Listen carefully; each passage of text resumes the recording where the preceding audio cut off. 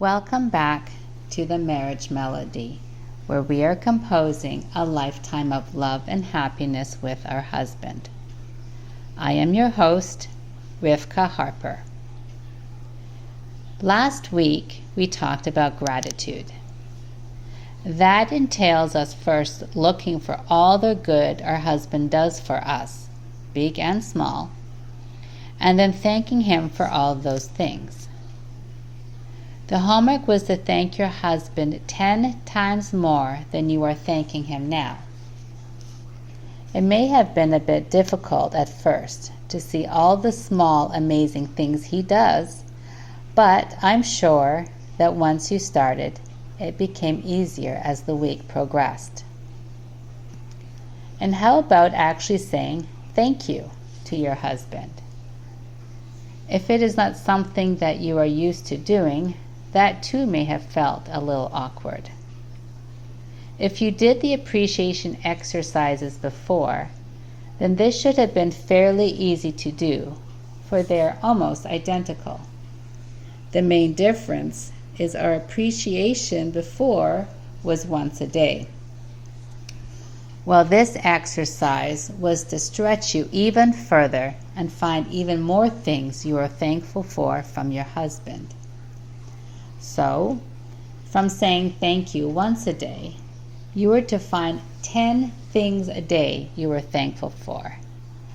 That's at least 70 times a week that you're showing him that he matters to you.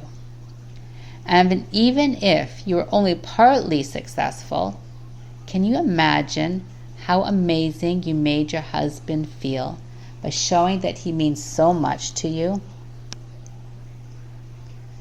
What was the result of this bombardment of appreciation?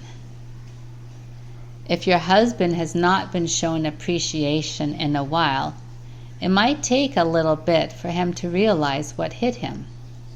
But it will come, and you will most likely start seeing results a little here and a little there, especially if you're continuing to look for all the good he does for you. The trick now is to keep it going. Have you ever had a time where you and your husband were so in sync that you did not even have to say anything, yet you are both thinking the same thing? There is one experience that really stands out in my mind. We had friends over for lunch one day, and my husband was telling a story. He did not get very far, and until that point, there was nothing he said that would have given me any inkling as to what he was going to talk about. He was trying to remember the name of the person he wanted to bring up and was not remembering it. At that moment, I blurted out the name that came to my mind, and I got it right. What made this moment so memorable was that I had not even thought about this person in many years. But at that moment, I just knew.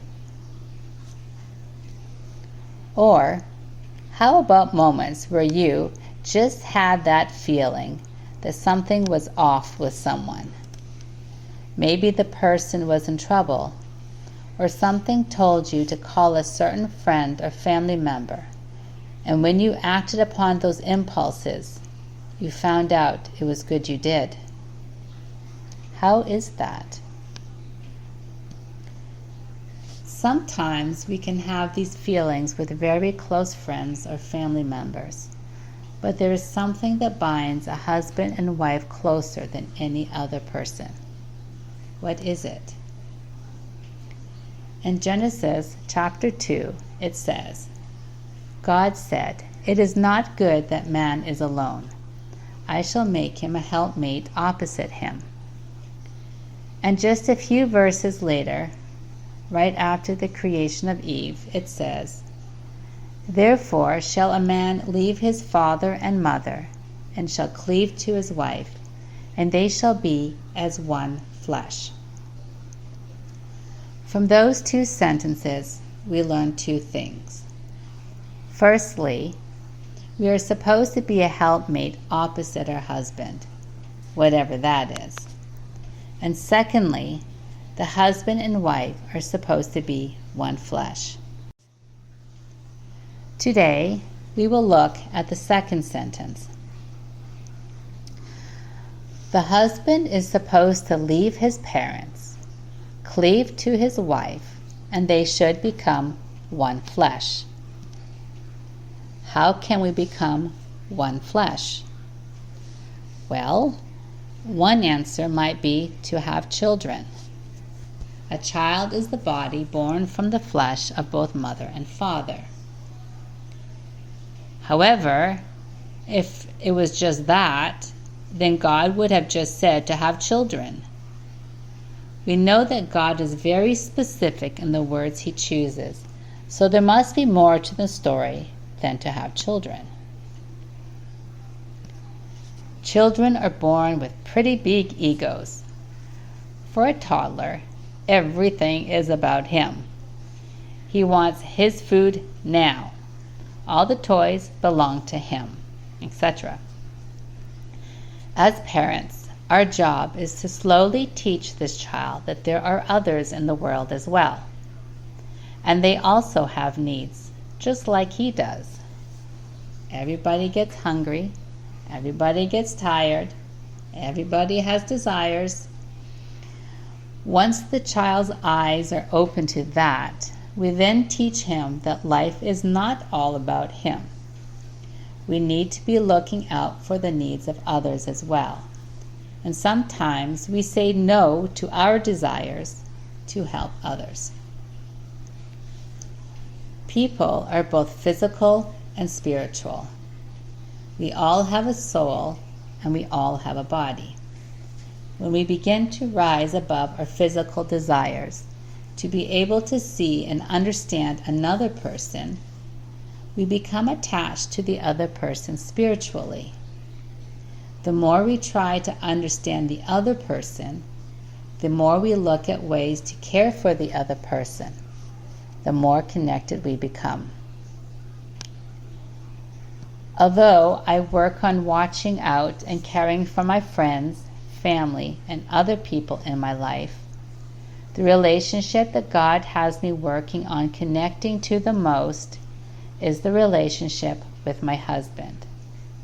And that only the relationship between a husband and wife will produce such a close connection that they will become one flesh.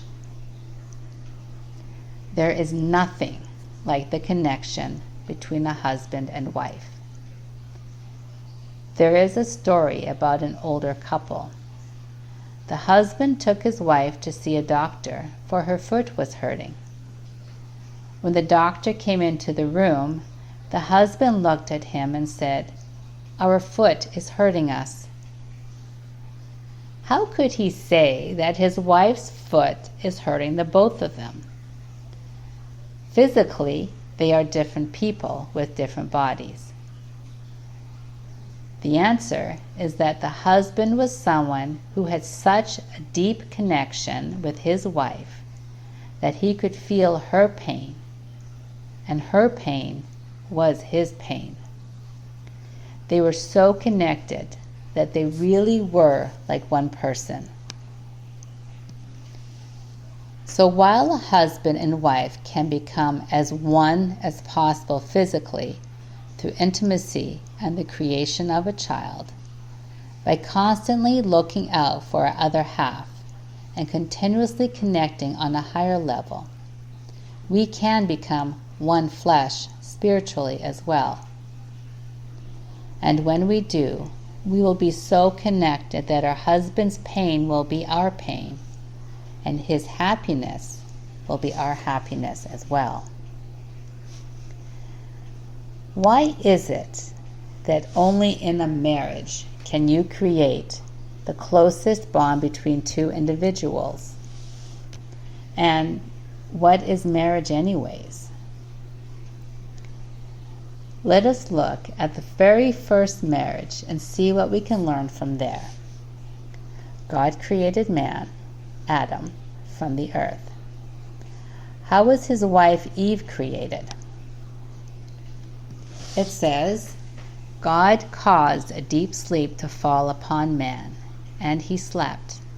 And he took one of his sides, and he closed the flesh in its place. And the next sentence continues, God built the side that he had taken from man into a woman. He brought her to man. Physically, husband and wife were one. And then God took a piece from man's side and created woman from that.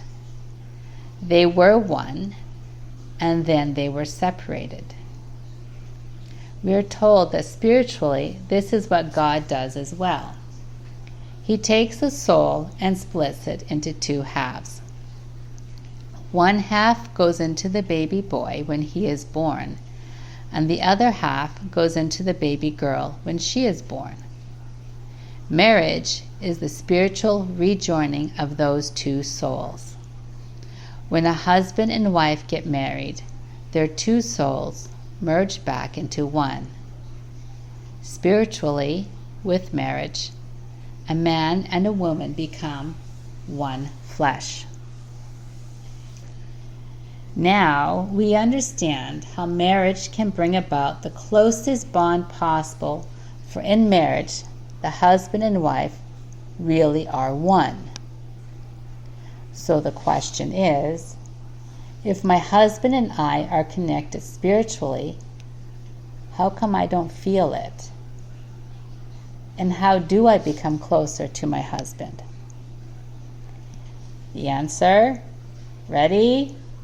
As with anything that is worth it, you have to work on it. When you want to be a better musician, you need to practice. You might be the most talented cello player in the world, but if you don't practice, you will not be good.